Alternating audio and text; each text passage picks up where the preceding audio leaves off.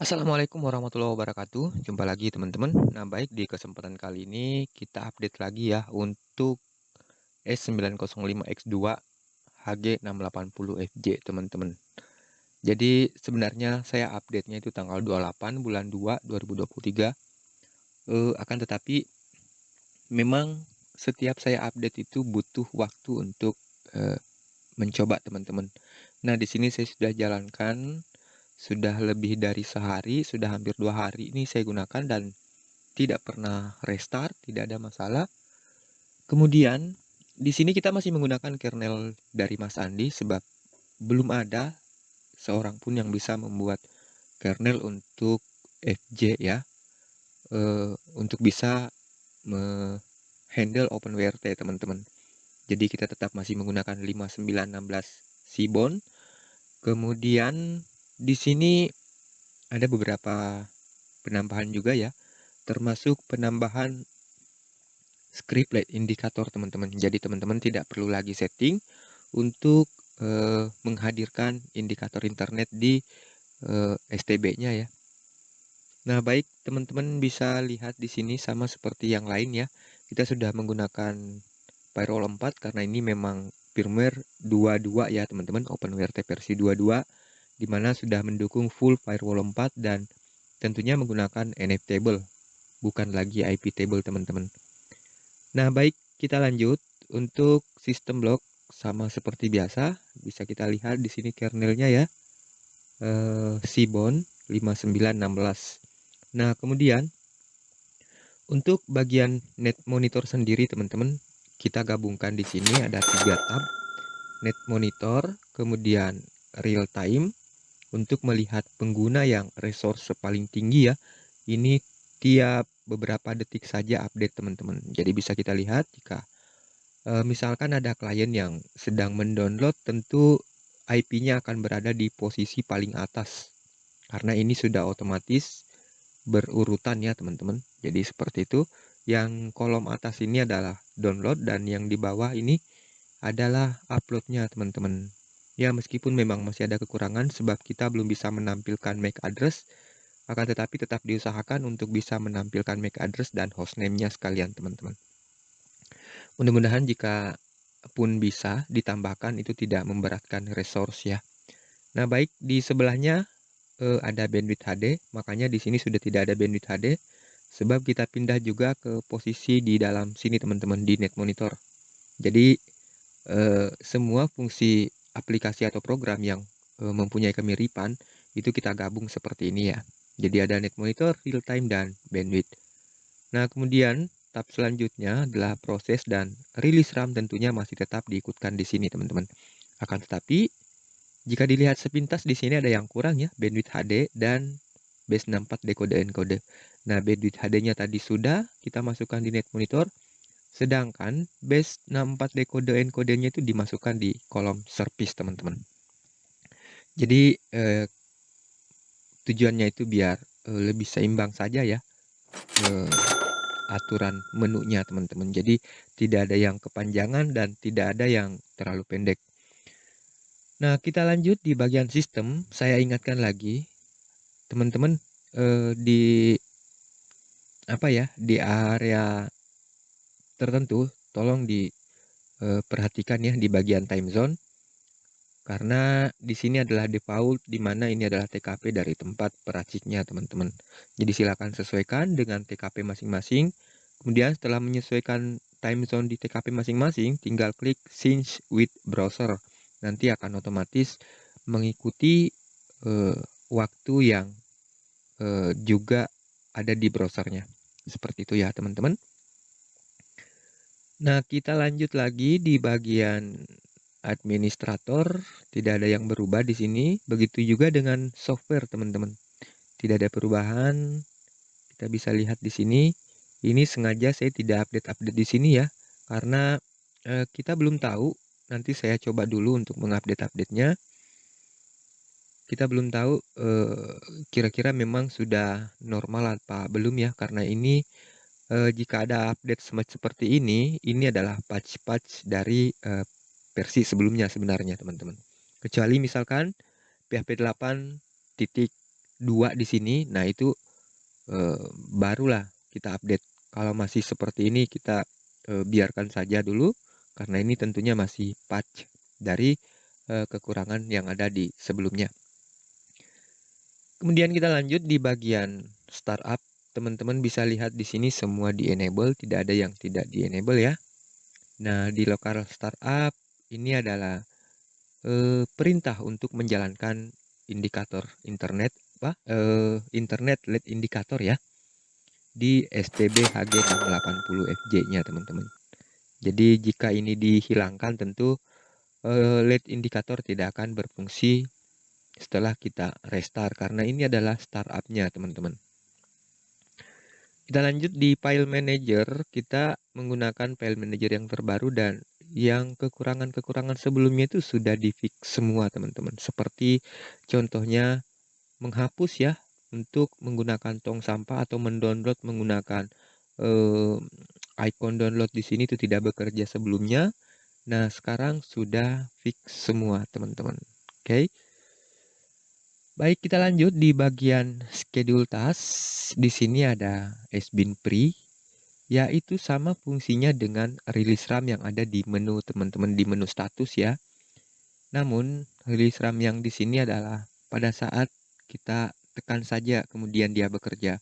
Sedangkan yang di schedule task ini bekerja tiap 1 jam. Jadi akan otomatis berjalan tiap 1 jam. Nah, makanya itu kenapa Rere STB aman digunakan sampai berminggu-minggu tidak di restart karena sudah lama saya menerapkan sistem ini di Rere STB, yaitu clear KC OpenWRT. Jadi dia menghapus Lucy mode KC, kemudian TMP dan sebagainya, istilahnya menghapus sampah-sampah yang terkumpul seperti log-log dan sebagainya teman-teman. Nah, kemudian di baris kedua ini adalah www.pnstati. pnstati.sh ini dijalankan tiap 5 menit dan fungsinya untuk merefresh atau mengupdate informasi yang ada di pnstat. Karena di sini kita gabung ya, yang di atas ini adalah komponen net data, sedangkan yang di bawah ini adalah komponen pnstat. Jadi seperti ini teman-teman. Ini akan terupdate setiap 5 menit. Jadi misalkan habis buka belum cukup 5 menit dibuka kembali, itu tidak akan ada perubahan ya di penggunaan seperti itu. Nah, oke, kita lanjut setelah schedule task. Kita lanjut ke mount point, tidak ada yang berubah. Disk manager juga masih tetap sama seperti sebelumnya. Nah, kemudian di Amlogic Service kita sudah menggunakan Amlogic Service terbaru pada saat video ini dibuat teman-teman, yaitu versi 3.1.160. Atau jika memang ada update 2 hari terakhir, tentu jika kita cek akan muncul. Baik, kita cek dulu teman-teman apakah ada yang terbaru. Tidak ada ya, already the latest version, no need to update. Jadi masih yang terbaru saat ini teman-teman. Nah, kita lanjut lagi sama seperti biasa, ada shutdown dan reboot. Kemudian di bagian modemnya saya sudah modifikasi modem infonya dan akan tampil seperti ini teman-teman. Tidak lagi bersusun ke bawah akan tetapi ke samping. Nah, di bagian IT message untuk modem-modem rakitan tentunya masih berfungsi dengan baik ya. Oke, kita cek seperti ini. Saya menggunakan LT4220. Nah, banyak pengguna modem DW itu kebingungan ya pada saat setting. Sebenarnya sudah support juga sih, tapi memang harus manual dan mesti ada sedikit usaha untuk membuatnya terdeteksi di Rere STB teman-teman. Berhubung saya juga kurang tahu apa saja kekurangannya, sehingga tidak bisa plug and play. Dikarenakan saya memang tidak punya modemnya dan saya tentunya jika tidak memiliki unitnya tidak akan mungkin bisa menemukan kekurangan apa yang mesti ditambahkan.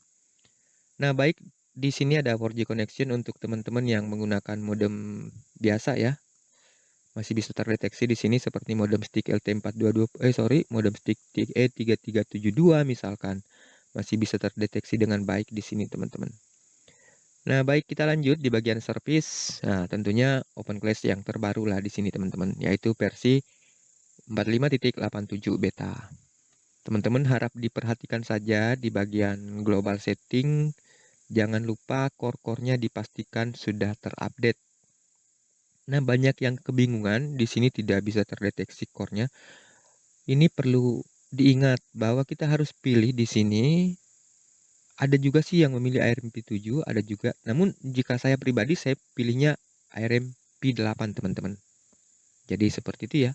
Di sini saya sudah mengupdate-nya semua, bahkan metacore-nya saya update, teman-teman. Namun di firmware yang akan saya share, saya tidak update metacore karena saya khawatirkan ada teman-teman yang menggunakan metode WSS di PMES ataupun di Trojan, dan tentunya jika mengupdate menggunakan versi official itu tidak support WSS dan WS. Nah, baik, kita lanjut lagi teman-teman. Nah, seperti yang tadi saya katakan bahwa base64 dekode hanya dipindah ya ke sini. Nah, ini CoSNF table tutorialnya sudah ada di Indonesian Test Channel ya. Ini adalah untuk melimit bandwidth atau penggunaan klien teman-teman. Jadi bisa dibatasi berapa speednya yang kita inginkan untuk masing-masing klien. Ini berdasarkan IP address, bisa juga berdasarkan MAC address. Nah, kita lanjut di zero tier, sudah menggunakan zero tier 1.10 yang terbaru ya.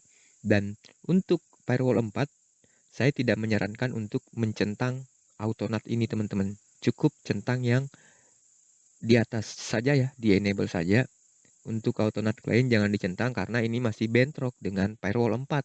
Dan jika dicentang, nanti akan ada peringatan di sini ya. Ada kebocoran IP table di firewall jika ini dicentang teman-teman. Jadi saya harap jangan dicentang dulu. Nah, selanjutnya terminal tentunya ini sudah merupakan sesuatu yang penting ya untuk kita masukkan, membantu kita untuk menjalankan perintah-perintah di CLI atau Command Line Interpreter. Nah, baik, selanjutnya di Nettor sama seperti biasa, tidak perlu saya jelaskan lagi di sini teman-teman karena memang tidak ada yang berubah dari sebelumnya. Oke, di sini saya menggunakan modem rakitan LT4220, aman ya. Saya sudah menggunakan 1 hari 22 jam. Jadi sama dengan STB-nya bersamaan teman-teman. Belum pernah restart, belum pernah disconnect, sama sekali aman digunakan. Dan di sini saya menggunakan SD card 4 GB. Kelasnya saya tidak tahu kelas berapa teman-teman. Yang jelasnya di firmware untuk FJ ini belum support dengan SD card yang kelas 10. Jadi saran saya kelas 4 atau kelas 6. Seperti itu ya. Nah, satu lagi sebelum saya akhiri, satu lagi ingin saya tambahkan di Amlogic Service, hampir kelupaan teman-teman. Nah, di CPU setting, jika sebelumnya itu kita tidak bisa melewati 1608.000, itu sekarang sudah bisa teman-teman. Jika sebelumnya itu kan jika misalnya kita isi 1800 atau 1704.000 itu langsung crash ya. Jadi langsung crash STB-nya. Sekarang sudah aman. Di sini saya menggunakan yang paling tinggi dan tentunya akan terasa sekali untuk kecepatan membuka halaman-halaman seperti ini teman-teman. Jadi lancar ya. Karena kita sudah menggunakan frekuensi paling tinggi dan tentunya itu tidak akan berjalan terus-terusan tinggi karena di sini kita pilih skate util. Jadi hanya ada 2 pilihan yang saya sarankan, skate util atau on demand. Jangan pilih performance teman-teman. Jika dipilih performance akan terus-terusan mentok di 198.000. Jadi seperti itu ya. Maksimalnya pakai on demand lah. Paling minimalnya pakai skate util. Kemudian yang sedang itu pakai on demand dan yang paling ekstrim itu pakai performance. Nah, di sini saya akan pindah ke on demand. Saya juga baru lihat kalau ternyata di posisi skate util ya. Nah, saya lebih suka di on demand teman-teman. Lebih kenceng ketimbang di skate util.